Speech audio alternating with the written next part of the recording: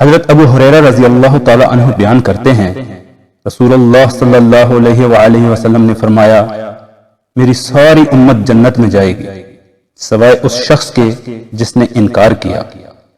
عرض کیا گیا کس نے انکار کیا؟ آپ صلی اللہ علیہ وآلہ وسلم نے فرمایا جس شخص نے میری اطاعت کی وہ جنت میں جائے گا اور جس نے میری نافرمانی کی گویا اس نے انکار کر دیا۔ حضرت عبادہ بن صامت رضی اللہ تعالی عنہ بیان کرتے ہیں میں نے رسول اکرم صلی اللہ علیہ وآلہ وسلم کو فرماتے ہوئے سنا جو شخص گواہی دے کہ اللہ کے سوا کوئی معبود برحق نہیں اور محمد صلی اللہ علیہ وآلہ وسلم اللہ کے رسول ہیں اللہ نے اس کو جہنم پر حرام کر دیا ہے۔